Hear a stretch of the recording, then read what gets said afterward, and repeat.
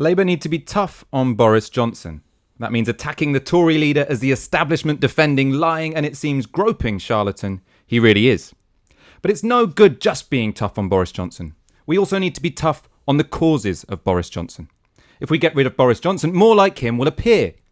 If we want to get rid of sociopathic establishment defending, lying, groping charlatans, we need to attack the source of sociopathic establishment defending, lying, groping charlatans. Yes, Navarra viewers. That means we need to abolish Eton. Luckily, as of last week, that seems to be official Labour Party policy. So, to discuss Labour's school policy and how Britain can rid itself of the scourge of an education system divided by class, I'm delighted to be joined by Holly Rigby, who started the Abolish Eton campaign. Welcome to the show. Thank you very much for having me. And also Aaron Bastani is on the show, co-founder of Navarra Media. I'm second best tonight. Or for fully automated luxury communism. Available in all good bookstores. I wanted to say, first of all, normally on the show we have people who are journalists, politicians, academics. It's the first time in a while we've had someone with a proper job. Yeah. You are a secondary school teacher. You're working a 9 to 5 today. Yeah. How is that? Yeah, fine. I teach in a state school in Newham. It is slightly surreal at the moment because if you're in year 7, October the 31st still means Halloween. So today we were writing spooky stories because we're getting ready for Halloween, and then kind of go into political world and it's like absolute crisis. And there's part of me that just want to be like, do you want to hear a really scary story, kids? Let me tell you about Boris Johnson. But I'm not sure it'll go down that well. And are they fine with it? Because you've been quite visible in this campaign. Yeah. I've seen you on Politics Live, Sky News. Is the school completely fine with you talking about how you should abolish your private competitors? Yeah, I think so. I am really lucky that my head teacher's been really supportive, so and allowed me to kind of do that. I mean, interestingly, I work in a free school, so which is also a really controversial bit of policy, and they also know that I would like to see free schools phased out as well. But I think I'm really lucky where I work, so it hasn't been a clash so far. And have the kids watched it? Yeah, actually, and mostly no, obviously, because most of the kids don't. But Politics Live isn't that big with that. Yeah, exactly. They don't tend to be on at midday. They're in science lesson rather than Politics Live. But yeah, I did come into school after the Abolish Eton campaign. We sort of passed the policy, and one of my form group in the morning was like, "Miss, you popped up on my Twitter timeline. Are you famous or something now?" And I was like, "I don't know." Kinda, yeah. Which was very, very sweet. And then she was like, "Why are you so angry about this place called Eton?" And then I had to sort of explain, because also London teenagers, what do they know or sort of care about Eton? And then you kind of explain it to them and they get the kind of injustice of that, but it does feel quite far away, I think, from their lives, definitely. We're going to talk specifically about the Abolish Eton campaign in the second half of the show, what it's going to look like in practice, why we should care about it, why the kids in your school in Newham should care about abolishing Eton. First of all, we're going to talk about the result of it, the place that attracts Eton graduates. You call it a graduate if it's a secondary school? Alumni? Eton alumni? Yeah, Eton alumni, yeah. Like a shit to flies, basically. It's Tory Party conference. The policies that were announced. I mean, the main story about Tory Party conference isn't the policies, it's the sleaze, but we'll get onto that in a moment. When it comes to policies, these are the big ones I've noticed. Minimum wage rise to £10.50 over 5 years. A little bit later than Labour, who would raise it to £10 immediately. No more automatic release for violent sex offenders after they've served half their term in prison. So they'd move it from 1/2 of their term to 2/3. And homeowners can add 2 stories to their homes without planning permission. That should be very low down on the list of ways to resolve Britain's housing crisis. But this is the Tories for you. How worried? I'll start with you, Aaron. How worried should we be about the Tory Party policy platform at this conference? Are they parking their tanks on our lawn? Yeah, so I guess the first one is the sex offenders one. As familiar as I am with the law, which is not intimately familiar, fortunately, in recent years, basically everybody is subject to serving half their term with the exception of people convicted for drug-related offences. So this would be bringing that into line, say, with, possession with intent to supply of cocaine, etc. I don't necessarily agree with that, but I mean, it makes sense in terms of the sort of severity of the crime and bring it in line with something else. Well, so at the moment, it's tougher if you've dealt drugs than if you've done a sex offence. Is that you? I believe so. I think that's it. I believe so. Oh, that's insane. So, you know, that's okay, makes sense. You might agree with it, disagree, whatever. It's another one of those policies where I'm not a legal expert, but if you were Dominic Cummings, if you were the strategist, you really want the opposition to be arguing that no, sex offenders should only do half of their terms. Like this policy, like this as existing policy seems a bit mad. Yeah, it is mad. To have a situation where if they're only going to serve half their terms, why don't you just give them half? Anyway, we need a legal expert on to discuss the facts about this. I'm just saying that the optics is good for the Tory party. They're trying to incentivise, like, you know, obviously reformed characters, rehabilitation, good behaviour. Obviously, it's cheaper to maintain a prison population which is relatively compliant and passive, which this incentivises.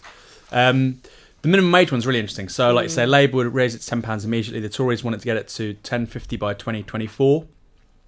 As well as that, the age would go down from 25, where it is at present, to 21. It would go to 23 by 2021, and then go down 2021 to 21 by 2025. Okay, that's really great. But if you actually look at what's happened to in-work poverty under the Tories over the last 9 years, it's kind of shocking, actually, when you look at in-work poverty. So it was only a relatively recent thing that most people in poverty, that's people in a household earning 60% or less of the median income, which, by the way, is £22,100. It's very, very low. 60% of that is classed as being in poverty. It's only relatively recently that people with a household with somebody in work, overtook households in the same situation where nobody was working. So historically, most people who are poor are either workless, suffering from disabilities, or pensioners. And increasingly that experience of poverty is marked by actually somebody being in work. So right now we've got about 4 million workers who are working and in poverty. When you tie in obviously dependents, children, etc., about 8 million people are affected by in-work poverty. I believe Holly will know this better than I will, I'm sure. I think about 30% of kids right now are being raised in poverty. The majority of those will be being raised in poverty where a parent is working. I mean, this is absolutely shameful. So it's welcome that they're making this measure, but it's very much an example of them cleaning up their own mess. And these are the Tories who promised to put workers on boards. We still haven't seen that happen yet. Do you remember that? Parking their tanks on Labour's lawn a few years ago. So it's all very well and good to say this, but promising a wage increase 5 years from now is probably more good intentions and PR bullshit than actually something they substantively are looking to implement. Yeah, I think that's right. And I think that lots of these things seem to be trying to neutralise the kind of like economic offer from Labour that I don't think that the Tories genuinely think that they're going to be seen to be the party of working people, but they need to neutralise the fact that they might be, you know, they need to neutralise the NHS and schools and things like that and kind of say, look, we are doing something nice, because they're not going to get away with, you know, like Theresa May's 2017 campaign where she was just the only policy anyone remembered was the dementia tax, right? They know that they need to have something they can point to in the debates, and I think that's one of them. And obviously Labour's policy is much more radical. I think the other thing to say is that it also just shows that like the left's argument is winning on all of these issues, because actually it's because of that pressure from campaigns, from the movements, that you've seen this shift towards us actually. And I think that is why some of the stuff that happened in conference, particularly around work, it becomes even more important. Like if the Tories say, oh, we're going to do a £10 minimum wage as well, then it's really important Labour says, well, not only are we going to give you a £10 minimum wage, or let's say more, you know, there are some people who are saying that should be higher now. I think Manuel Cortez from the TSSA said should it be £15 an hour now, but actually the 4-day week, right? Because it's not just saying that, like, you know, we're going to make work pay, we're going to make, there's going to be less work to do, basically. So if you are in a job that pays minimum wage, you should actually be working the least amount of hours, because you're doing some kind of service that is probably less enjoyable, it might not be very high skill or creative, you should be working less as well. So I think that 4-day week offer definitely needs to be targeting that kind of section of society that the Tories are really trying to get to, I think. Yeah, but, I mean, I think what's specific about Tory policy since Boris Johnson and Dominic Cummings came to power is that it's not very coherent, apart from they do whatever they think might be popular. So I think that might be Labour's kind of argument going into the next general election, that only we have a new economic settlement that we can offer Britain. These guys are just offering you piecemeal retail offers here and there. The two stories to home, I can see what they're saying. It's sort of like aspiration. Well, is there a big section of the aspirational working class or middle class that want to add 2 stories to their house? Where can you add 2 stories to your house? But it's like super NIMBY, isn't it? It's like planning permission is like the sort of Tory Shire, middle England, middle class, like the bloody red tape. You know, it is.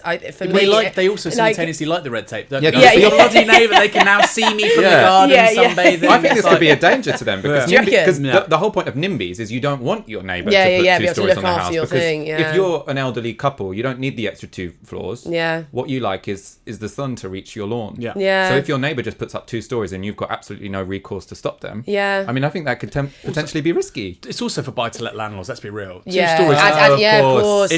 God, I'm so naive. It's to increase capacity. Obviously, it's for buy-to-let landlords. It's to increase capacity, basically, in the rental sector. That's one way of doing it. Yeah. No, that's true. Is it not also possibly be a sort of like squeeze middle class? They can't afford to buy a new house, and so that kind of lets them add a conservatory or whatever, their loft conversion, so they can this sort of like you can have the idea that you've now got a 3-story house when you don't. Do you know what I mean? There's sort of I don't know. Well, the problem is that if I suppose what they're trying to aim this at, and where the Tories currently have an electoral problem is young adults or people who are just starting a family and want to move out of their flat and into a proper house. But you can't add 2 stories to your flat.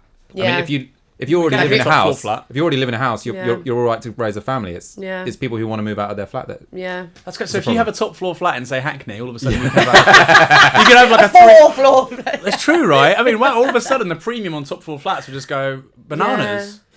If you have a top floor flat in like Shoreditch, all of a sudden you've got you can have a house in Shoreditch. Yeah. Can I also say in regards to the minimum wage stuff, this shouldn't be seen as it was rebranded as a living wage by the Tories.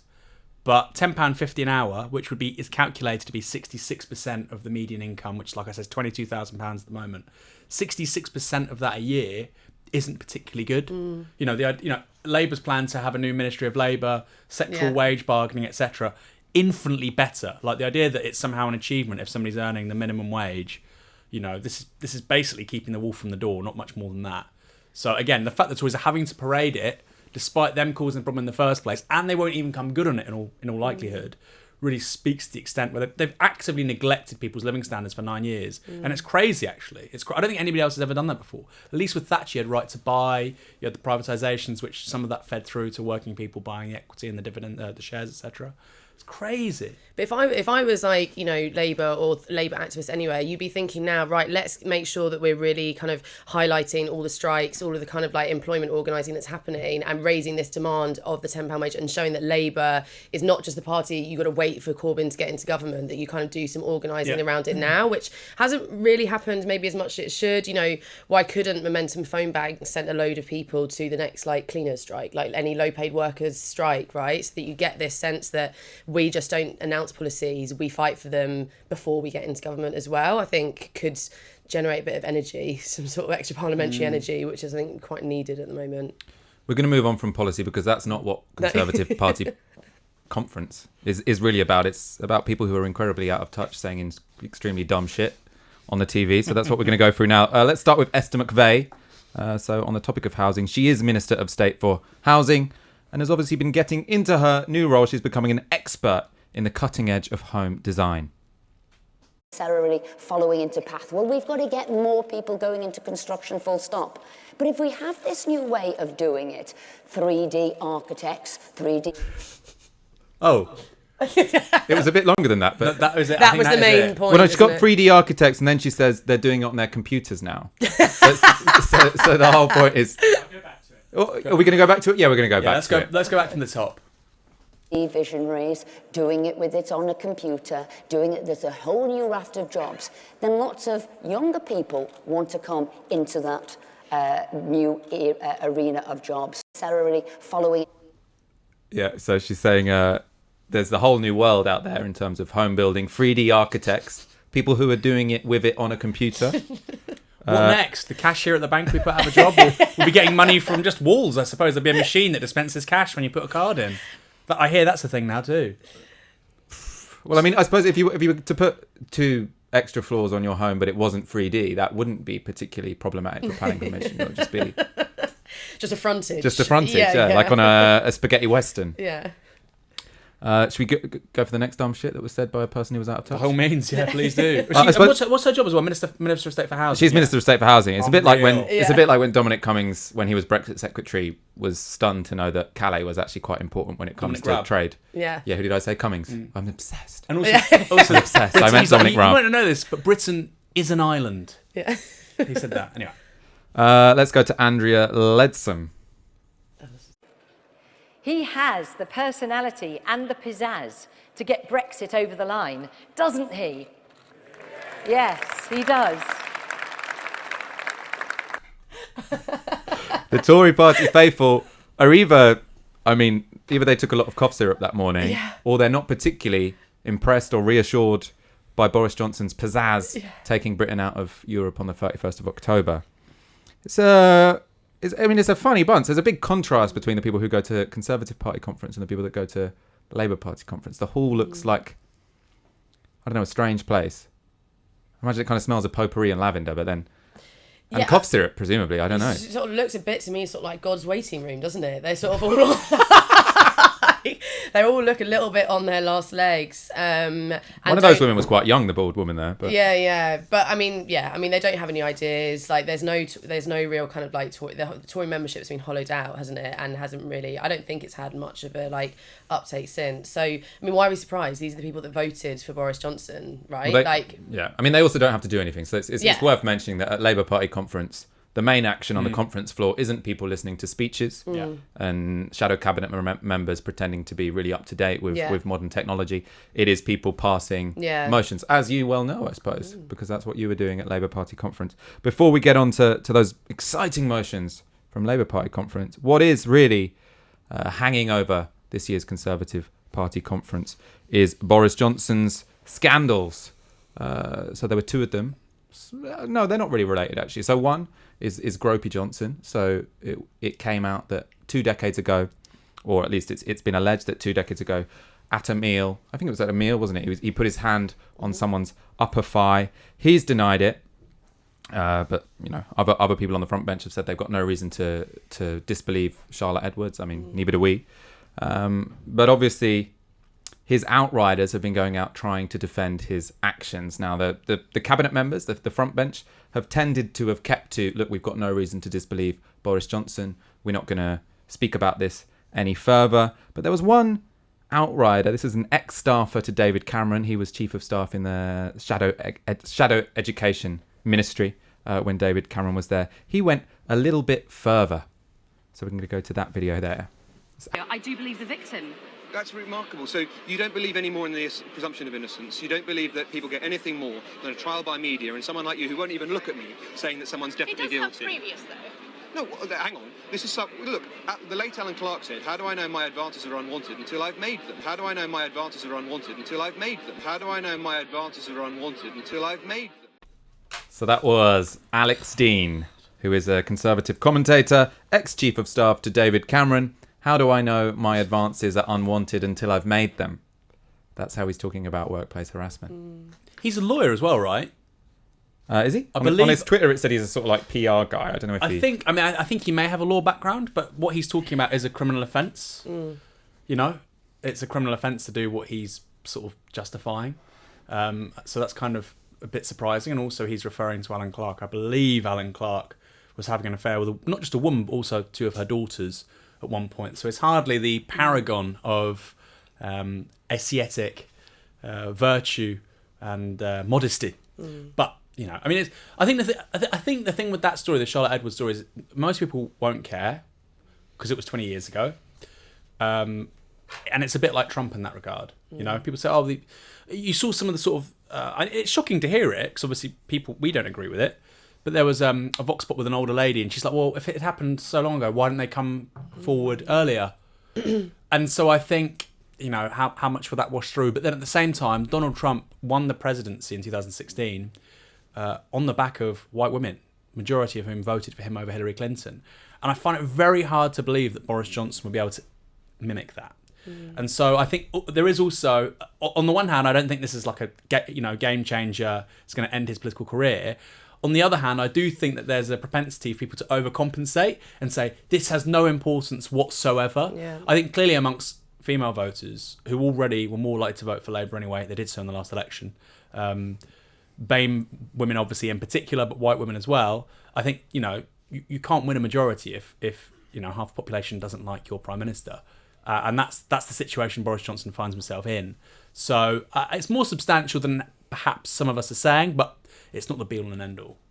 So Toby Young also, so this was another Tory outrider. Toby Young, who was put in charge of, what was he put? He was put on the board. Office for National Students. Yeah, exactly. Until he had to resign after his views on eugenics. Yeah, were and on widely women as shared. well. And on loads women. of stuff was pulled out of him talking about like Carol Vorderman's tits and just horrible, like that sort of. That's what I mean. It's that kind of like, it's that locker room old boys. Or it's not even locker room, is it? It's the old boys smoking club, isn't it? Basically, of them sitting around and like, one person once said if you make an advance and they reject whatever. It's just this sort of chat. Do you know what his commentary was on the Boris Johnson Charlotte Edwards case? No. So this was, I think it was yesterday at the Fringe.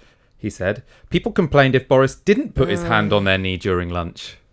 It's just gross, isn't it? Yeah, that's the other issue, which in a way is more, I suppose, substantial in a way because it's proven and it is political corruption. When Johnson was mayor of London, a woman it appears he was dating, although he says he was just going there for technology lessons, Jennifer R. Corey, she received public money and access to trade missions, and Johnson did not declare any interest. So this looks provable and really fucking bad. Aaron? I think the thing is as well with Toby Young, who, by the way, also...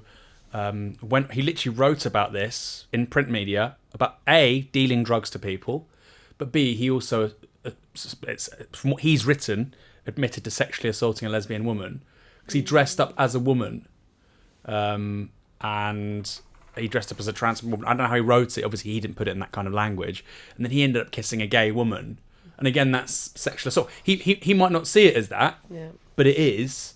And I think the idea that this is somehow like, this is behaviour from 30, 40 years ago, I don't think it is. 30, 40 years ago, if it was obviously a lot worse than it is now, but there was also an unwritten code of ethics between men, because it was incredibly patriarchal. But if you groped somebody's daughters or wife or even their ex or whatever, they're still friends, leg like that, there were consequences. The idea that there weren't consequences for this kind of behaviour, obviously it was not through the legal system like it should be, and hopefully increasingly is going forward. But I think these people don't think rules apply to them, and actually 30, 40 years ago people did think that rules applied to them. If you tried to kiss somebody's girlfriend, they'd probably punch you in the face, that kind of thing. And I think people like Toby Young, people like Boris Johnson, come from a world where they don't think there are consequences for them, whatever they do. And so, I think they are quite, not unique, but... That's interesting. So it's not just a generation thing. No, I think it's a class thing. It's also a class and elite thing. But I think there's kind of separating out what Boris Johnson did and has been doing, and sort of like the general misogyny that surrounds those kind of comments, and that obviously needs to be called out by all of us. And then there's like an understanding of what actual political impact that's going to have, and I think that it is probably, I think Aaron's right, it is probably quite limited. Like, I think you said before about sort of the Trump and Berlusconi, like the moral outrage on its own is not going to be the thing which will win Labour the next election or be the downfall of Boris Johnson. Now, that's not to say we shouldn't say that we stand with Charlotte Edwards as somebody who is like made this claim, obviously, and that we believe her. That has to be done, absolutely. But I think that it's naive to think that this kind of a sort of morality personal attack on Boris Johnson is really going to have that much impact. I mean, don't rely on it. Yeah, that's the message, isn't right, it? Because exactly, it's not like exactly. It's not like the Democrats lost the presidential election in 2016 because they brought up the fact that Donald Trump had said he wanted to grab women by the pussy, etc. It's not that they should have been silent on that. Yeah. It's that they shouldn't have fronted just it as a big... assumed that was going to deliver them the election victory. And I think the entirety of that. It was the entire thing. Yeah. There is a danger. Do you think there is a danger that Labour are falling into that? And I want to bring up one more issue before we get on to Abolish, Eton, which is civility. This is very much related. So this has exploded as a story over the last week, and it is one which I think has had genuine cut through in the sense that I do a bit of talk radio, and like people are calling up and getting super angry about it from both sides. Or when you listen to LBC as well. I mean, it seems to be something which has really captured the imagination, basically because everyone can have an opinion on it. Is it okay to call something the Surrender Act, for example? And I mean, there are many Labour frontbenchers who are trying to make this the issue that Boris Johnson is whipping up hatred. I think there's something to it, but I'm also worried about it. You're shaking your head. What do you think about the civility debate? I suppose you work in a secondary school. You're probably always telling your kids to be civil to each other and moderate their language, aren't you? Yeah, I mean, yeah, obviously to an extent. I mean, but then at the same time, I just think it's such a sort of liberal hysteria. Like it's just a kind of, and also I think it's so easily turned against the left, right? It's one of those things that today it's okay that we call Boris Johnson out for his language, but then when Faiza Shaheen went on Politics Live and called Boris Johnson a twat, I want to be able to do that, like without someone being like, that's not a very civil thing to say.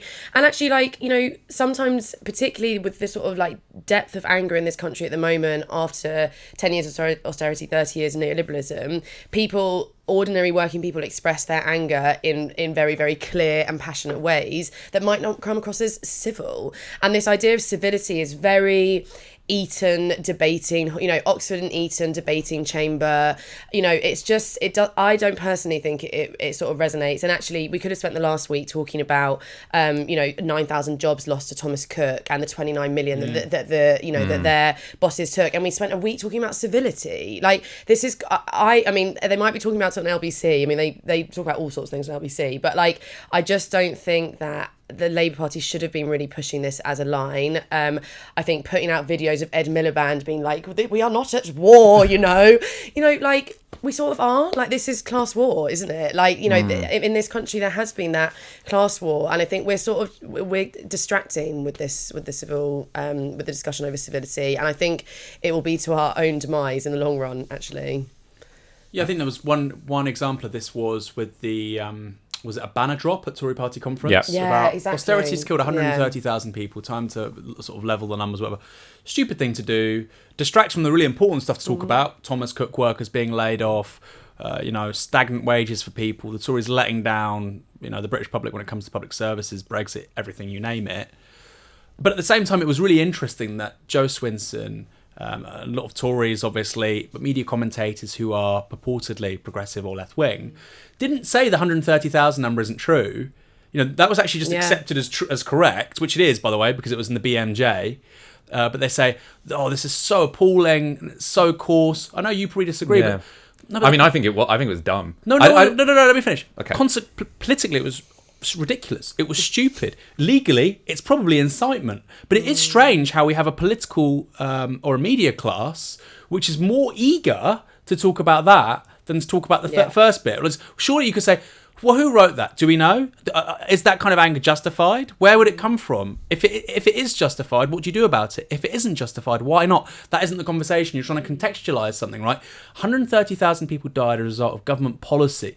What media's meant to do is provide context and to explain that to a wider audience. But instead, it was almost like Just Say No on Grange Hill in the 1980s, but for the public at large, and to not get angry about politics. People can get as angry as they like about politics, as long as they're within the parameters of the law, right? Yeah. As long as you don't go around assaulting people or harassing them or launching a campaign of intimidation. If I go to somebody's door and they say, I don't like Jeremy Corbyn, they slam the door in my face, that's politics, right? And if somebody equally says, I'm not going to talk to a Tory activist because, I've had to go to food banks because of you, I hate you, that's politics. And I find the whole thing very dangerous ground for Labour because it takes off exactly where we need to be, which is people's material needs, their interests. Yeah. Home ownership, wages, their job, their working hours, their elderly care, their kids' schools. That's what they really care about. Yeah, they might not want incivility, but it doesn't really matter. It's here today, gone tomorrow. Yeah. I mean, I agree on this.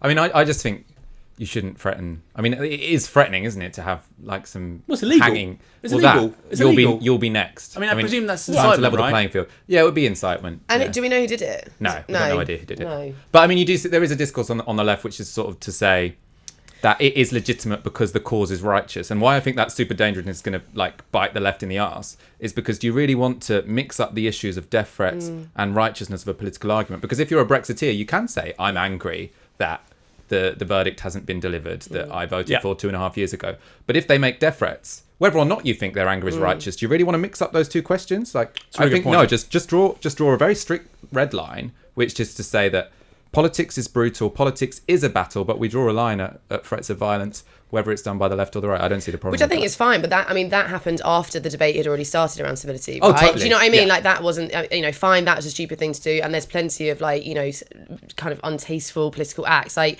when it comes to private schools, for example, Class War. There was this video of Class War, the group going to Eton and basically shouting at teenagers. They're Eton students, and it's just like, come on, like at the end of the day, these are 14-year-olds. So Yeah. obviously your message isn't going to come through. And so, but the thing is, the problem with the civility argument is that it's just a constant policing of language and a hollowing out of politics, which I think is basically what you're saying. So yeah, I think it's a bit of a dead end. It does this thing as well, which I think is really fundamental to liberal politics, where it elevates sort of discursive politics as like the primary form of politics. So it's like, on the left,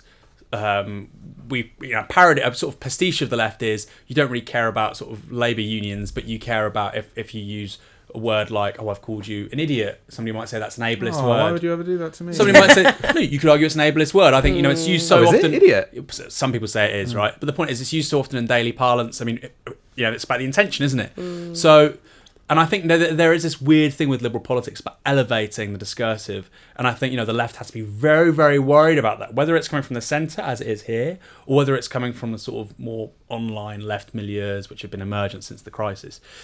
It's a really stupid thing. Politics, if you're focused around words, and that goes back, I guess, to the Trump-Johnson stuff, the stuff that Trump says, that's not going to win you an election if you say Trump said a bad word. It's not going to win you an election.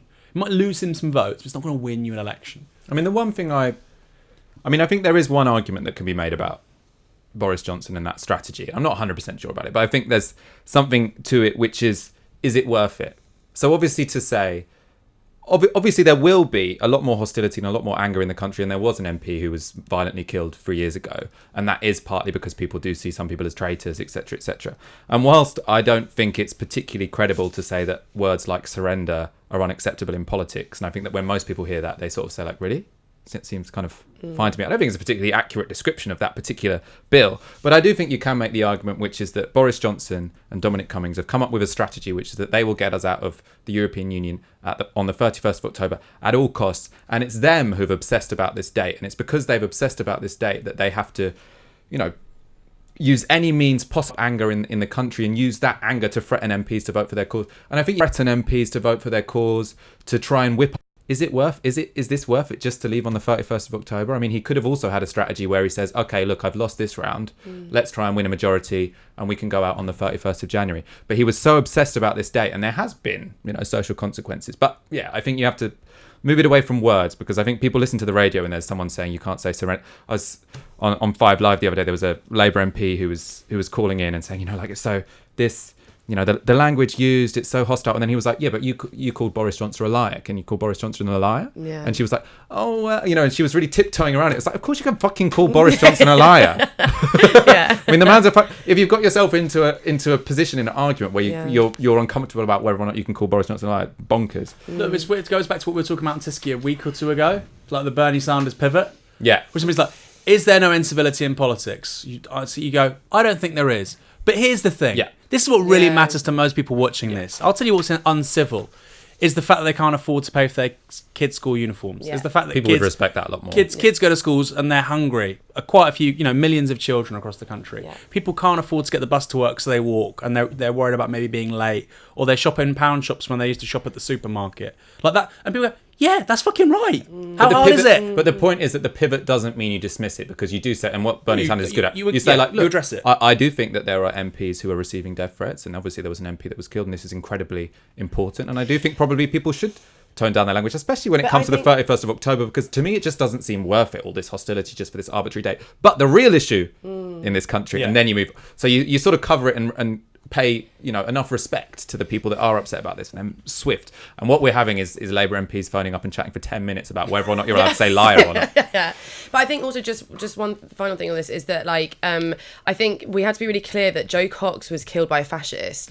She wasn't killed because of uncivil language. You know what I mean? This was somebody who and I think we had to be really separate out what those two things are, because I think if you lie to the two, you then basically you sort of don't really get the full weight of what fascism is and what actually happened to Joe Cox. And I think it becomes a little bit like cheap to bring the two together, that anytime anyone says anything like a bit off colour in politics, you can say, oh, but Joe Cox. Like, no, this was I think it's just careful to I mean, Aisha Hazarika, once I was chatting to her before doing Politics Live, and she was saying, oh, because there was the fire engine left outside, what's her name, Joan Ryan's office in Parliament. Oh God, which wasn't choo choo. Which wasn't me, right? Yeah. And she said, and I can take the argument. You can say it's a bad idea or whatever, but then she started equating it to Joe Cox. Yeah.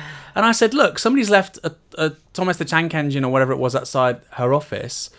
The man that killed Joe Cox was a committed fascist. Yeah. He owned a Reichsadler in his house, right? This is like the kind of the iconic symbol of Nazi Germany, the Third Reich. He had copies of Mein Kampf. He read, voraciously from like white supremacist far right texts, manuals, journals. So the idea that somebody who's done a stupid thing and it's been posted on Twitter is somehow commensurate with an ideologically committed fascist is fucking nuts. Yeah.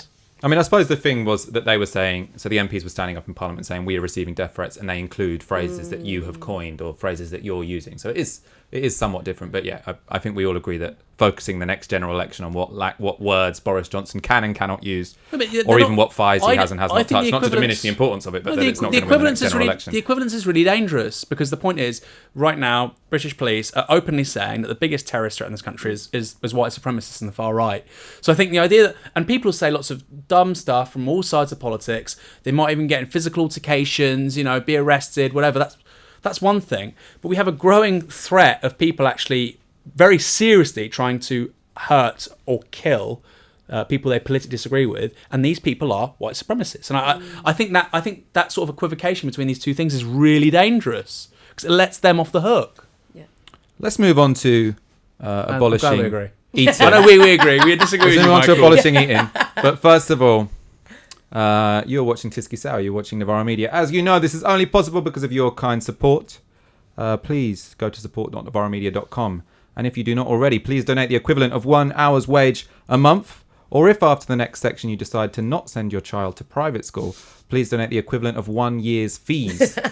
A year, I suppose. So I think on average it's 15k, isn't it? It's 17k now. If you choose not to send them to Eton, you can send us the whole 42k. Yeah, lovely. Which would be very much appreciated. How much is Eton? 42k? 42k on average. Yeah. So yeah, please do that. Anything else? I suppose like the video. It means more people see it. Keep your comments coming. We'll go to questions at the end. And give us some one-off donations, because this is going to be one of our last Tisky Sours filmed in this studio. I know you're going to miss the shipping container in Bermondsey, but we're going to move closer to the tube. It's going to be more gorgeous. The heating's going to be better. I mean, it's quite nice temperature now because it's like autumn, but in summer we're streaming with sweat, and in winter it's freezing. So it's going to be gorgeous in this new place. Very temperate. So donate us some money.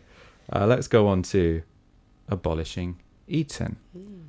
So you launched this campaign. Tell us why. Yeah, so I launched or sort of worked on the launch of the campaign initially with two other people, Stephen Longdon, who is a teacher in Manchester, and Sol Gamsu, who's an academic in Durham. And then we were kind of joined a little bit after that by Rob Poole, who's another state school teacher. So this is like definitely a campaign set up by educators and by teachers, which I think is quite unique in the Labour Party's history of these campaigns. And I guess there's two kind of parallel reasons why I think the campaign's important. There's the kind of educational side of it about making the case why it is, fundamentally unjust that we spend 300% more on a private school education than on state school students like mine. So obviously they end up getting better academic outcomes, and then they go on to dominate, the universities, and then they go on to, and that's their kind of passport then into the top professions in society. And actually then what that says about our democracy, because actually if you're a state school student like mine in Newham, you're statistically less likely to end up in politics, in the media, in law. So if you've got any ideas that challenge the status quo, you're just not going to get there, right? So you get this kind of reproduction of the establishment. So there's kind of the educational part of it, and then there's the sort of more political Labour Party part of it, which is really that I think we were thinking about you know, the Labour Party's is having a tricky time the last couple of years, and I think that Boris Johnson, particularly with the, you know, trying to frame things as the people versus Parliament, we were trying to think, well, what can we do in education that very much makes Labour again against the establishment, against the elites, and I think that in some ways the Abolish Eton as a hashtag has been perfect, because it basically just allows us to say over and over again, look, these are a bunch of posh boys, these are entitled, old boys network, you know, doing the best for each other, and sort of quite neatly reframes the many not the few message for Labour. So it's kind of had two like parallel projects almost within it, I think, both important, but yeah. I think that's why it's been so popular, because kind of people have recognised both, right? Right. People have always thought that private schools, or people on the left have always thought that private schools are completely unjust and a ridiculous, archaic inheritance from our feudal past. Yeah. But at the same time, people are desperate to talk about class war again instead of Brexit. So they're like, abolish Eton. Yes, fuck yeah, let's do that. Yeah. Well, listen, people got into the Labour Party to fight on these sort of issues, right? Not to fight on Brexit. And actually, the thing about saying abolishing private schools rather than saying let's tax them a bit more is that it makes the fight so massive. Do you know what I mean? Like, it makes the fight so big that it genuinely means that, you know, on the Monday of conference, it was on the front page of the Times, right? Rather than the sort of discussion over compositing over Brexit, what was on the front page. Or what Tom Watson has said. Or what Tom Watson has said. Like something internal that... Right. To be honest, we love talking about, because we love little internal Labour Party gossip, but it shouldn't be the outside message. It shouldn't be on the front of the Times. Right, exactly. Tell me, let's go on to the concrete demands in a moment, but first of all, how did you sort of practically organise this? You wrote a model motion which you got some CLPs to pass, so local Labour parties, constituency Labour parties to pass. Is that what happened? Yeah, exactly. Well, I mean, to be totally honest with you, when 4 months ago me and Stephen and Sol sat down and came up with a hashtag and wrote a motion, we didn't quite expect like the level of like attention that it would get like 4 months on. So we wrote this motion. Lots of it really was more about the principle around like how we felt about private schools. You know, we are not coming from think tank backgrounds and things like that, which some of the other motions that went to Labour Party had a lot of kind of the policy work went in behind it before it got there. Ours is very much just like a sort of like outraged cry, like just get rid of them. So we have these kind of 3 resolve sections in the motion about what we do, which is removing charity tax status, limiting the percentage of students who can go to university places, and then the sort of most radical end is redistributing endowments, properties and investments, which the media have called seize the assets, which I kind of happy with. Well, it kind of is that. I mean, how else would one redistribute the assets of private schools, which are huge, right? Because they've got... I mean, because they're very old institutions often, and they've got lots of property and lots of land. Right. And I presume, I don't know if Eton probably doesn't make a profit. Is it held in trust? How does it work? Well, they're charities, so they don't. So they're not allowed to make a profit. But I mean, Eton has got 438 million in investments and properties that is come from the historic endowments, and you know those endowments were kind of put there in place from sort of wealthy benefactors for the education of poor scholars, so poor boys basically, and they've obviously got this massive sort of windfall now that's sitting in the coffers of Eton. Now we don't actually know how much all the other private schools have, because they are these kind of secret fiefdoms, and they don't really publish like in their accounts like how much they're worth and things. So one of the things that we've said would be a sort of transitionary thing is we'd say, well, let's do a really like deep and detailed audit of like how much these private schools have in terms of assets, and then we'll know how much we're getting when we seize them. Let's go through them one by one, show sort of like why this is a good idea, how it would work, what would be the barriers to it. So that obviously the one which seems most straightforward, and I presume probably will be in the next Labour Party manifesto, is to remove the charitable status of private schools. So the charitable status at the moment means they don't have to pay VAT.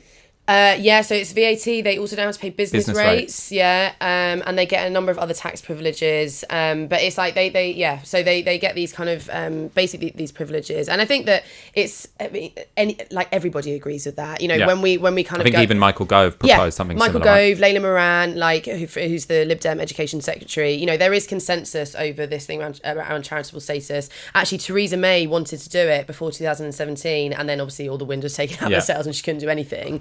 But so for us, we kind of said, well, obviously we're going to do the thing that's already common sense, but the point of Labour should be to push further than this, which is why we had the other demands in there. And if let's be pessimistic for now, if that's the only one that gets implemented, how impactful would that be? Presumably that raises the cost for parents of sending their kid to private school, which is going to reduce the amount of which means more of them are going to send their kid to state school. Is that the idea? Yeah, I mean, the reason that we are kind of a bit wary of just dealing with the charity status is that basically it would really affect the smaller private schools. And actually, you probably see, if you added VAT to school fees and you took the charity status, then you'd probably see the smaller independent schools close. So that brings those students into the state sector. It brings their kind of social capital, their cultural capital, and their literal capital. Because what we know is that in state schools with kind of parents from sort of middle class backgrounds, they tend to raise more money. Yeah. They sit on governing boards. They have much more vested interest in improving the schools themselves, and they're outraged, right? It's like why people feel so invested in the NHS, because everyone uses the NHS. Yeah. You know, middle class people use it as well. So it obviously expands the pool of people who do that. The problem with removing the charity tax status, that is not going to touch the most elite private schools. It's not going to touch Eton. It's not going to touch Wellington. It's not going to touch Haileybury. And actually, you know, we're trying to make an argument about not just about education, about society and about privilege in society and how that privilege is entrenched and how it's reproduced. And the charity school status doesn't really deal with those things. So yeah, I mean, if at this point we kind of feel that like the horse is bolted on abolition. Yeah. Do you know what I mean? No matter what goes in the manifesto now, like when Angela Rayner goes on TV or Corbyn goes on TV, people are going to be like, oh yeah, but you really want to abolish them, don't you? And she won't really be able to say no to that now. So in some ways, because of this bigger picture of the reframing many not the few thing, I guess we're maybe a bit more relaxed about what goes in the manifesto because the principle is there, and I don't think you can kind of put that back in its box now. We've got a clip of Rayner in a moment, and we'll talk about which of these are actually going to get adopted in the Labour Party manifesto. First of all, I just want to finish the three elements of it. So the 7% cap on university admissions. I mean, that's a really ambitious one. Yeah. What would be the consequences? I mean, to be honest, if that happened, private schools would just collapse in a moment, right? Because the whole reason that people send their kid to private school is because they're more likely to get into Oxbridge or an elite university. If only 7% of kids at Eton could go to Oxbridge, then you wouldn't send them there. Right. Yeah, and again, that is like policy as principle, because that allows us to make an argument about elite universities as well, right? Because we're you know, our motion makes it very clear we're talking about private schools, but we're opposed to hierarchy, elitism, and selection at all levels of education. So that makes us that point very, very clearly, and people know that's wrong. You know, every year when you know Oxbridge does its university admissions, there's another thing that says how few BAME students they've taken, how few students they've taken from private schools. I mean, practically you could make it work, because actually the state still invests in universities, and they could say, well, we'll withdraw our research funding if you don't implement this. Yeah, that's the big issue. That's what I was going to go on to, because you might have another situation there, presumably, unless you know some new laws are created which have some sort of implications on, I don't know, civil rights or the rights of organisations to act independently. This is going to be based on state funding. And you could imagine that, you know, the elite people that run Oxford and Cambridge say, fuck this, we've got enough in endowments to ignore this government diktat, so we're going to become completely private organisations, fund ourselves, rely more heavily on, you know, international philanthropic capital in the same way that Harvard or Princeton do, and you just get Oxbridge detaching themselves from the state and becoming even less accountable than they already are. Is that a risk? I mean, it's like the same thing, like people saying, oh, you know, well, they're just going to move Eton to Ireland, or they're just going to move Eton to France. You know, there's all these things that obviously, you know, the establishment is going to try and do whatever it can to thwart these things.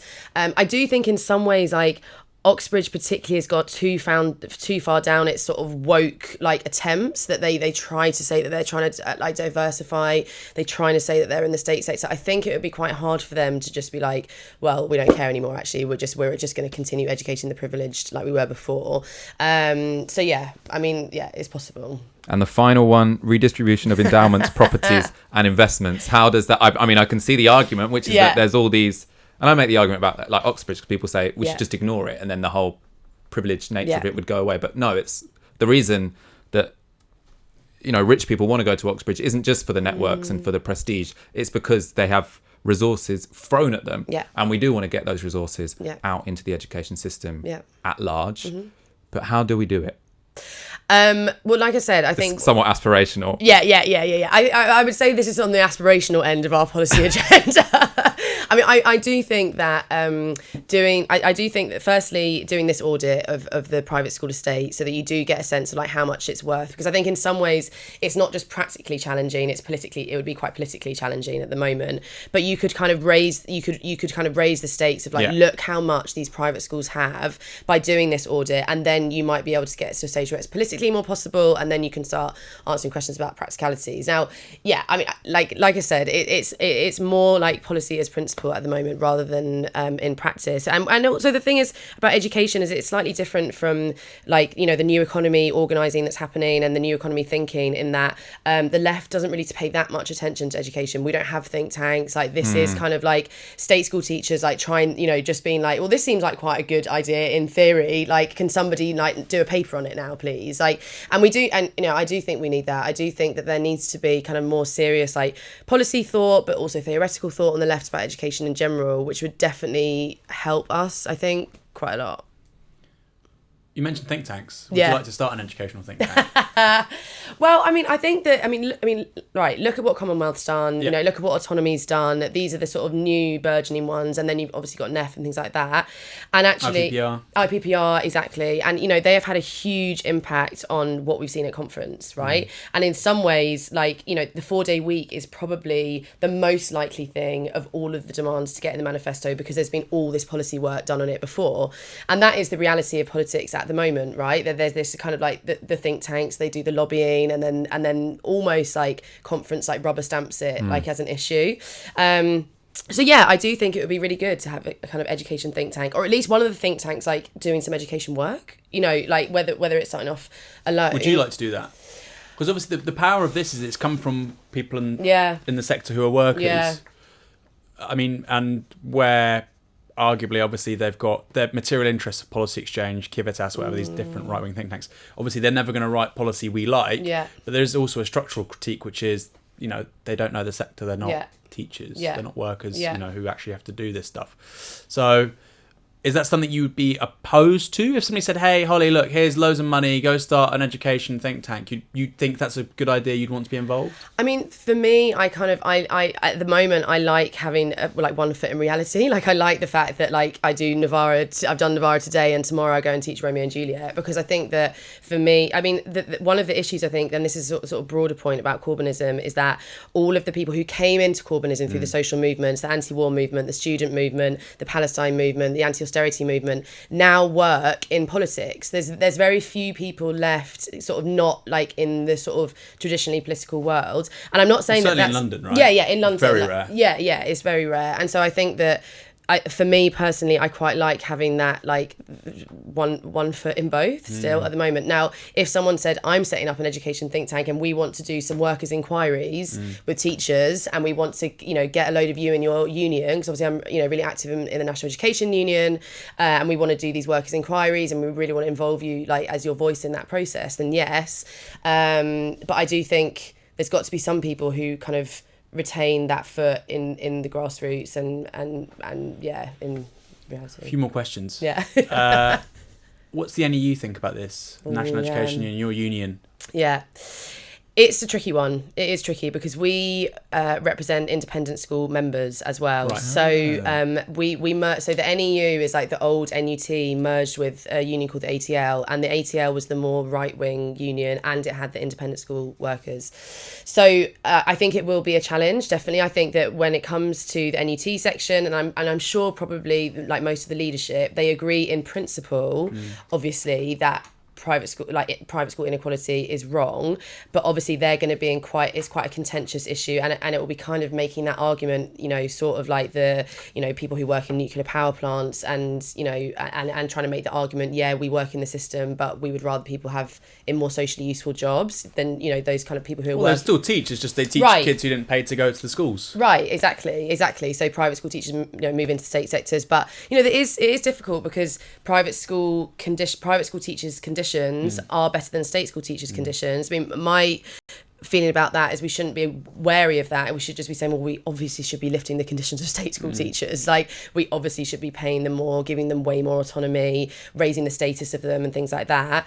But yeah, I mean, we will be, from this point onwards, like, trying to kind of move this forward in our union is going to be a next step of us in the campaign, because we're all NEU members, so trying to think about what that looks like. But yeah, I mean, in Finland, that was an issue, the kind of the conflict of those who were teachers in the independent sector and in the state sector. So yeah. Can you tell us about Finland? Because Finland is always held up as the example, because people say this is a bit extreme. Look, take away the tax privileges, but to abolish private schools seems like, you know, an infringement on some rights that we normally consider to be kind of normal in liberal capitalist democracies. Yeah. But Finland did it.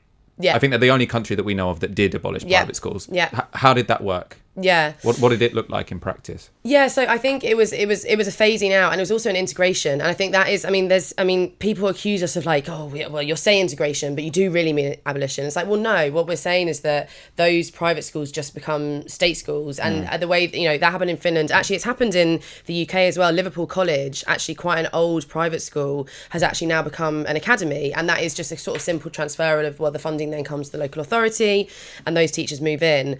Now, Finland did this over quite a long period of time. It definitely wasn't like an overnight thing. And the other thing to say about Finland as well is that obviously Finland has a much narrower class-based society and much narrower inequality as well, which obviously makes the process like quite a lot easier. But we would say, well, we don't think that like abolishing private schools is going to end inequality on its own anyway. So yes, obviously we think we should also narrow inequality, which is also going to be reflected by kind of integrating the private schools. So I think, definitely look at Finland, but I think keep in mind that that's a wider societal change as well. Max Shanley says Finland is the real life Neverland, which I think is kind of true, apart from the weather. There's a guy that's saying like, oh, get rid of all the good schools. Like, I mean, it's just such a lazy way of looking at it. If you think about Britain's labour market... don't insult the audience, Aaron. These are our benefactors. Maybe he donates to us. I don't know. Right, that's it. Subscription cancelled. It is a lazy way to look at it because, I'm being deadly serious. I've met lots of very unintelligent people from public schools who go to top universities, and it's because they basically get very good at passing tests. They get very, very good at passing tests. And that's a broader criticism of the educational system more generally. But basically, private schools, you pay money to do, amongst other things, learn how to gain that. Yeah. And that's not good from the perspective even of an employer. Let's try and be like a progressive person who works at the CBI or the Federation of Small Businesses. You want a labour market who's intelligent, good with numbers, flexible, problem solvers, cooperative, maybe speak multiple languages. Like, no, but that's all the kind of the model sort of IBAC kind of student that you'd have. We don't have that here. And a big part of the reason why is this over-testing. But also, like, private schools are just 50% of the kids at, Oxford and Cambridge are coming from these schools because they're so good at passing these tests. Does that therefore mean that 50% of the most talented engineers, doctors, teachers, the professions that are really going to drive us forward as a civilization, are they really coming from those schools? Of course they're not. We're missing out on so much talent, so much human potential because of this system of just testing. And that's what you're paying for private schools, to get good at the testing.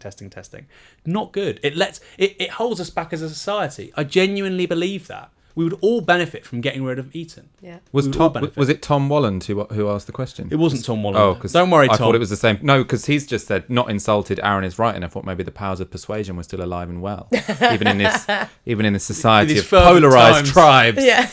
Many people will say that, right? That's the thing. It's like, oh, they're the best schools. They're not the best schools. They're the schools by which people who have the ability to pay can get into top universities. There are some simple things that they do in private schools which we would like to do in state schools, which is you have 20 people for a class, for example. If you put more money into a school, you will get slightly better results, which is what they do in private schools. It's not rocket science. Yeah. But it's loads of things. It's the smaller class sizes, definitely, because average class size in this country is 30, whereas Eton's teaching in classes of 12 or 15. Then there's the sort of level of pastoral support that you can give to young people, you can give to children, you can give them so much more focused things on that. Then there's like all the experiences that you can give them, the sort of like cultural experiences, the alumni experiences. There's like, and obviously if we had Eton as a state state-run institution, like, you know, we can barely find spaces to have FE colleges and, you know, and special needs schools, right? I teach in a school in Newham, and on tomorrow afternoon I will be teaching year 9 in a corridor because we don't have enough classrooms in order to teach that lesson. So just on a sort of material like space, like we would, you know, it would bring so much more in, I think. So, Should we take some? I mean, if you've still got more questions, Aaron, we'll go to those as well. But I want to take some audience questions as we go. Also, we've had some great super chats during this show. That will go straight towards our moving fund. As you probably know, we launched our fundraiser, one-off donations to try and move studio just a bit down the road, to be honest. But it's going to be a nicer space. It's going to be closer to the tube. We set a target of £15,000 and we got that within about 3 days. So thank you very much for your generosity. We were very moved. Tears were shed. But then because of the time we got it, we created a stretch goal of 25k because we want the best studio not the best studio that money can buy. I mean, that would be a bit bigger than what we can buy. But we wanted the best studio the radical left in Britain can buy right now. In 2019. So try and help us get to that stretch goal. Go to support.novaramedia.com. Let's see what questions are. Oh, this is interesting. Don't trust them. What will be done to tackle the consequences of a ban on private schools, i.e. families moving to catchment areas of good schools and the associated problems with this? Yeah. So yeah. I mean, I this is like one of the most common things that comes up, like, oh, well, actually lots of state schools end up with a sort of elite catchment area by house price. There was a big piece in the Times actually saying, is it cheaper to send your child to a private school or to buy in an area of a good catchment area? Obviously, private schools are not going to solve all inequality. Like, abolishing them is not going to solve all inequality. And actually, you need to do radical things in the housing market so that you don't basically get, you know, a sort of like ghettoization of society of like poor, low quality housing, and then sort of like these sort of, you know, manners basically all around one school. I mean, some people float ideas around like, you know, lottery systems so that you basically don't have parents being able to game the system, so that you get a fair distribution of a sort of comprehensive intake. But I think that this is probably more likely to be solved like through decent housing policy in some ways than these lottery systems, which are quite difficult to manage. I suppose the lottery system is that there's a danger. I see the argument for it, but there's a danger that could really piss off people, because in a way it just seems a bit arbitrary. People want to go to their local school, don't they? So you could imagine Labour announce that as their policy, and there's this huge scare campaign about the fact that everyone is going to have to get a bus for 2 hours or an hour to get to a school when they live next door to one. So it seems like I can see the logic of it, but it's got some... Yeah. They tried it in Brighton, and that was exactly... Is that what happened? Yeah, and did they have to go back on it? I don't know what they've done now, but that was definitely... It was quite controversial at the time, and I think that it definitely solving it through like progressive housing policy and trying to create more mixed communities through housing and trying to quell this kind of property bubble, which just sees like inflation. Like a good school comes and then, you know, property prices go up by loads. If you had something that was really trying to deal with that, I think you'd be better And off. the main thing we need to do is, because mixed communities for the last 20 years have meant selling off council homes and gentrifying them into posh, incredibly expensive luxury homes. You say, well, this is about integration, this is about mixed communities. If it's about integration, you have to build a big fucking council estate on the middle of Kensington High Street. I mean, integration goes both ways, which is something that, I mean, we haven't been offered, and I think needs to be a stronger demand from the British public to the government at this point. And that is a really good example. Like, for example, when I was teaching Elephant and Castle for 5 years, they knocked down the Haygate estate, and now they've put in like, you know, loads of, you know, new flats, and obviously none of them they've met up to the quota of how many people were supposed to come back. But also, like, people who buy those like flats don't have children either. These are people who are coming in homosexuals. Hey, that's not true. Okay, couples have kids now. Yes. It was a joke. I mean, I don't know if there's a disproportionate amount of homosexuals in the Haygate estate either. Isn't it like... I know of a few, it's to be honest. It's like Malaysian, Chinese, like people who've bought properties as like Bitcoin. I mean, I was about to say Malaysian and Chinese people have kids as well, but... No. Literally, the first place that those apartments were advertised before it was even built... Yeah, people buy them as assets. Was in East Asia. Yeah. So, like, the idea that this is being built for people to even live in, let's forget even working class people who live in London, work in London, to live in, that was not the primary aim. It's about assets that can generate an income for the owner. I'm going to throw this question at you, Aaron. It's completely unrelated to the schools question, but somewhat related to what we were talking about earlier. Jimmy O'Keefe asked, do you think the Queen will get rid of Boris? Well, interestingly enough, Harry and Meghan are now going to sue the Daily Mail, which is big. That's happening today. Are you gonna have a Segue sort of those segue together. those two Yeah, no, I together? am. I like that. Which is to say, if you look at Boris Johnson, you see Priti Patel's speech today, for instance. Priti Patel's speech today was like, a 3G computer-generated algorithmic machine intelligence had created an artificial politician to basically to synthesize all the racist invective that these papers say all the time. And she literally was just saying it with a big smile on her face. So I look at the Johnson political project really as an outgrowth of this disgusting, degenerate thing we have in this country, of the tabloid media, particularly the Mail, the Sun. What are they suing them for? I don't know the particulars, but the point is, how it's being interpreted early doors is basically that the House of Windsor is going to war with the tabloids, which hasn't happened before. And so, maybe it won't be business as usual. Now, will the Queen be a part of that? I doubt it. Well, they went to war with one of them because the Daily Express was instrumental in the whole, well, it's called a conspiracy theory, but I don't think it's been confirmed either way. Did the royal family kill Diana? So that was a Daily Express conspiracy theory. And the documentary by the dad of Lily Allen, Oh yeah. Keith Allen. I'm not going to say. I'm not going to make a judgment on who killed Diana, but watch that documentary, Keith Allen. There's Diana. Google. I can't remember the exact name. If it's a Corbyn government, very persuasive. You know how loads of people voted for Trump. This is the bit that now gets clipped up by Red Raw. You know that loads of people voted for Trump because they thought he'd release the files about UFOs and stuff. Yes. I think a big part of the Corbyn offer should be I will release the files about Princess Diana's murder. Yes. And people will be literally there'll be Facebook groups of 50-year-old women, Truthers, yeah. 50-year-old women in fucking Telford being I'm going to vote for Corbyn. My husband's what? We've got a gold-plated fucking private pension. I go to the golf club. You fucking hate you hate socialists. She's like, yes, but they're going to release the Diana fucking papers. Yeah. Have you seen the documentary? It's super interesting because he sends it's a really interesting model for a documentary because obviously there was a big court case in the High Court, I think it was, with Mohammed El Fayed against the royals, and Keith Allen puts in a sort of mole journalist into the journalist tent, and half of the documentary is sort of reporting how the journalists don't give a shit about the facts of the matter and they're just there kind of bored laughing at Mohammed El Fayed. It's good, it's worth watching. I'm not going to comment on the truth or falsity of it because I haven't done quite enough research. I'm just saying it's a compelling case. Yeah. Gary's a bit sceptical. Gary's sceptical, but look, if we can get sort of affluent, we know that women are generally more likely to vote for Labour. If we can just get that, an extra 10-15% of more affluent, generally Tory voting women on board, this could be a really effective wedge issue. Releasing the papers on Diana's death. And David Kelly, by the way. Dr. David Kelly. I'm being deadly serious about David Kelly. Oh, this feels like it's cheating because it's by one of the co-founders of Abolish, Eton, Sol Gamshu, is asking. Labour has so I hope you didn't plant this question before you came on because that would be very naughty. Labour has a record of pulling back from or limiting more radical education reform in government, e.g. Ellen Wilkinson and Crossland, which you might have to explain. Yeah. How do we stop that from happening again? Yeah. Well, yeah, I mean, we sort of touched upon Angela Rayner and then kind of pulled back, but I think it is important to... Actually, let's show that Do you want to show the clip Yeah, of her? let's show the Angela Rayner clip before we come back to that. Can we do that, Gary? It's video 4.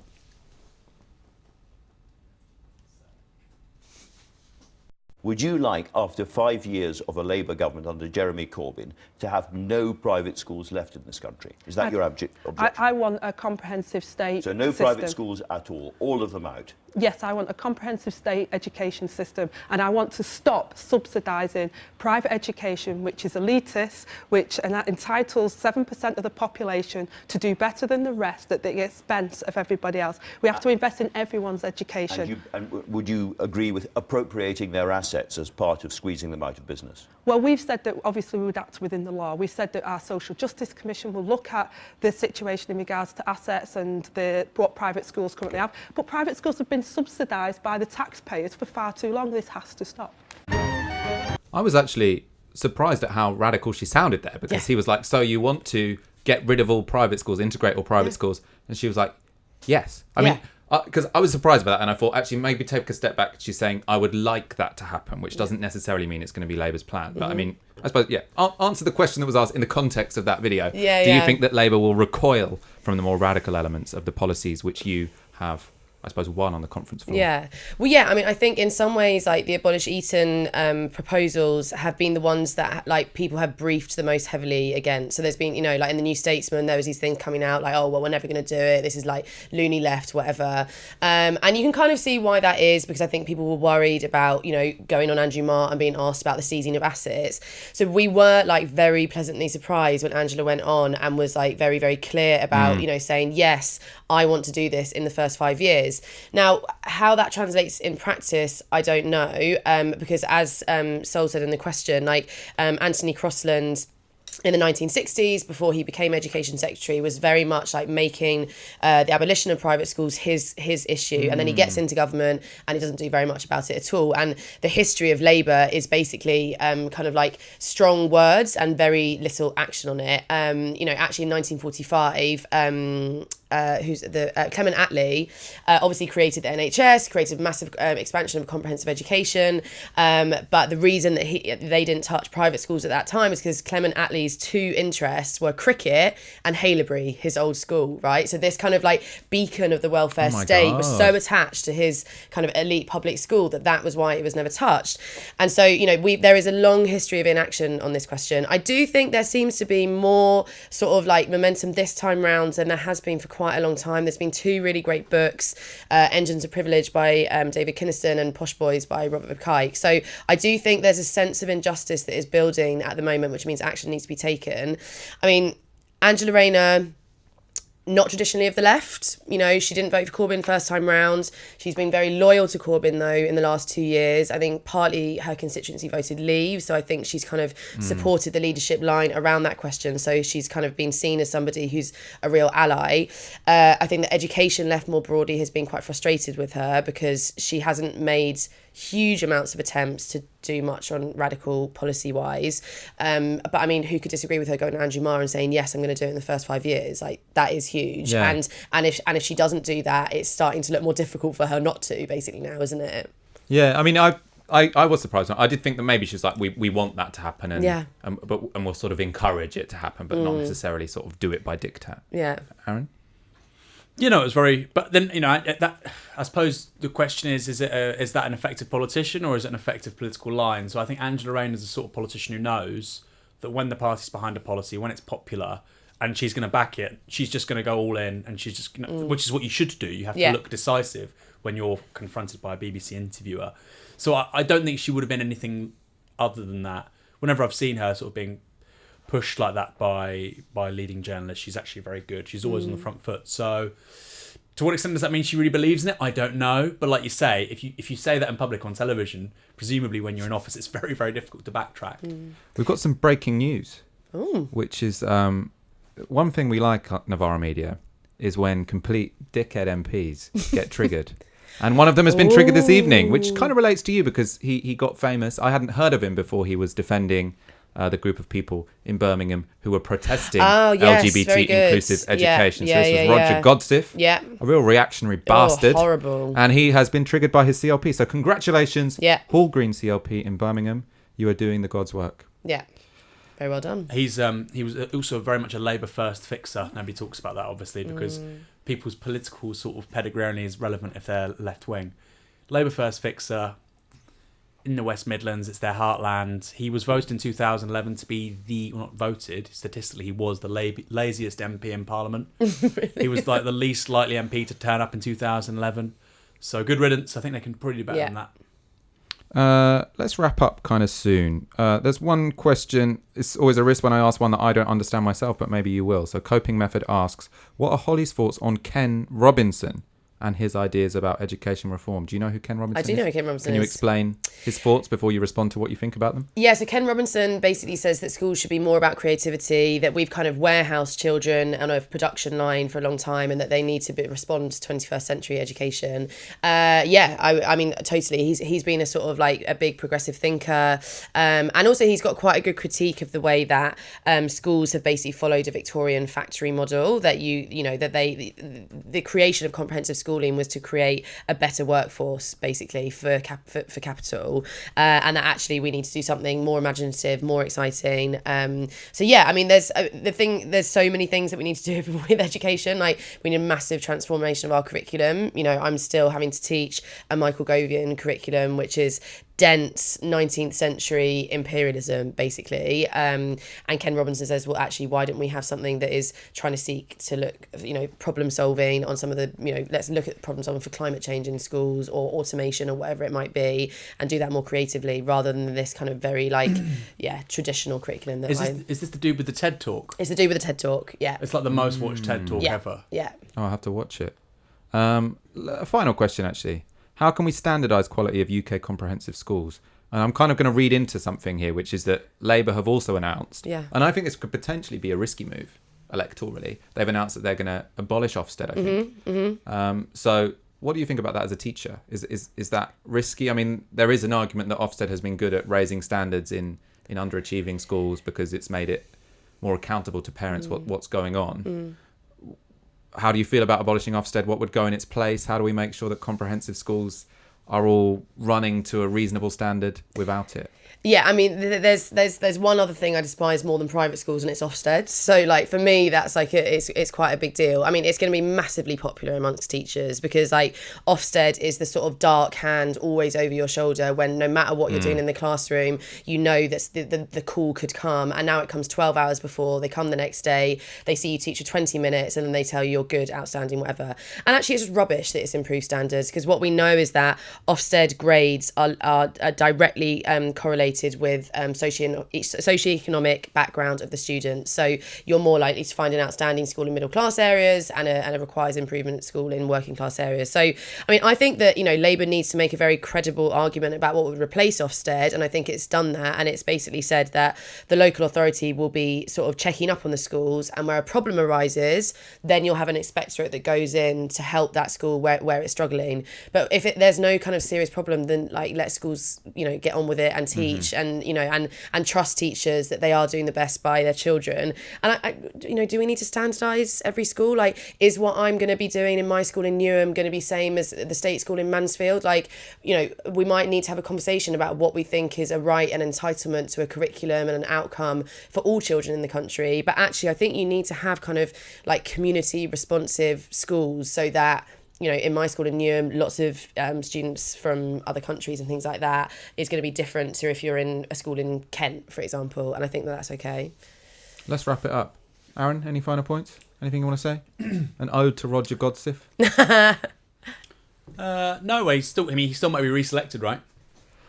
Well, this is going to be really interesting, because what's going to happen at this point? Looking unlikely. And in terms of if you're thinking about whether or not to reselect your MP, because this is actually the best time to do it. If the thing you're worried about is media or a big row with the incumbent.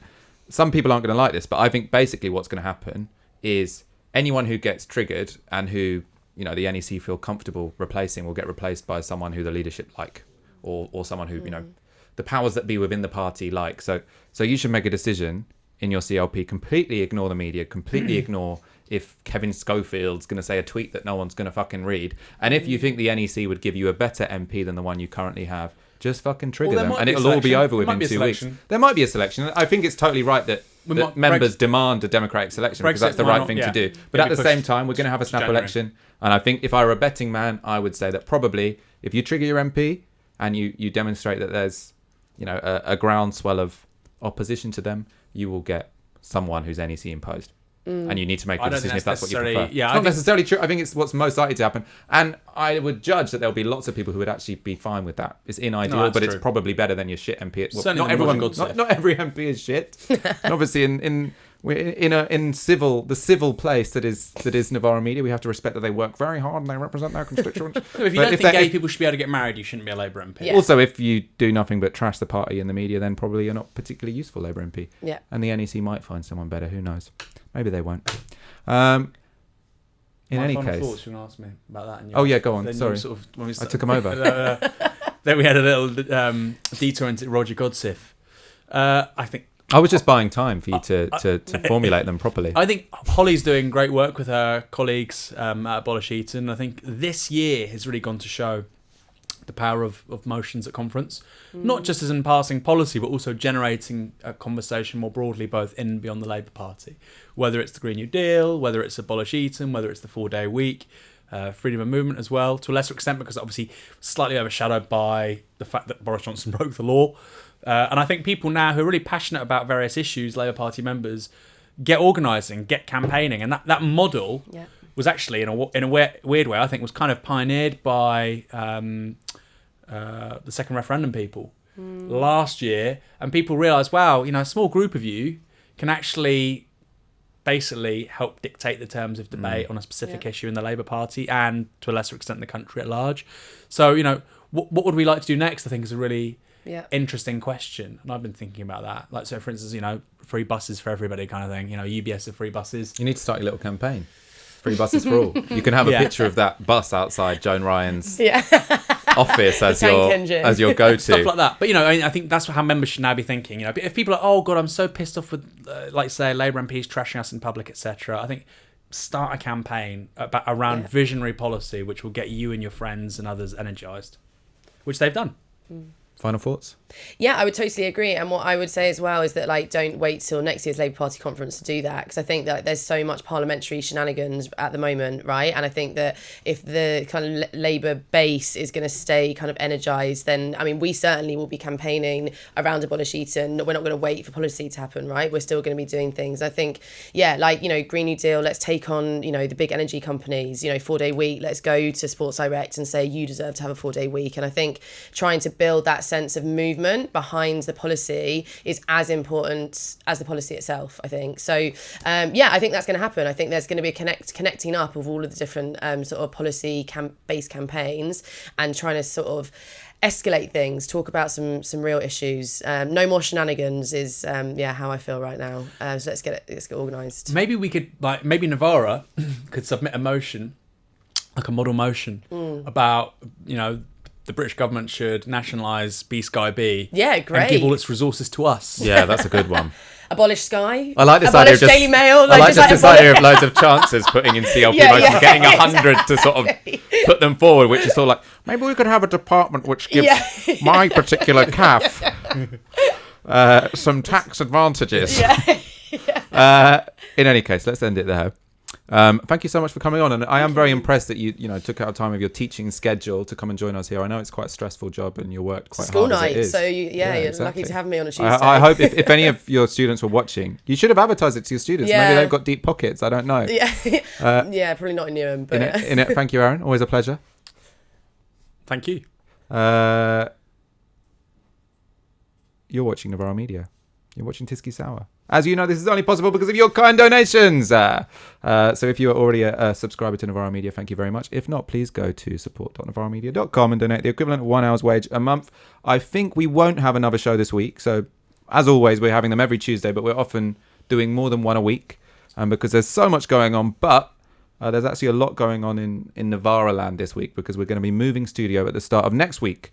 So probably I won't see you until next Tuesday. Maybe next Tuesday will be our last Tisky here, right? Next Tuesday will be our last Tisky here unless something big happens in the week or whatever. Something like that. So you'll be able to see a nice... We've got... What's it called? What's it called where you've got like a naked wall? A feature wall. With just a wall, like where you got the bricks and it looks kind of trendy. Like like exposed brick. Exposed brick. That's the new place. We'll have a naked wall in our new studio. You've been watching Tisky Sour. Good night.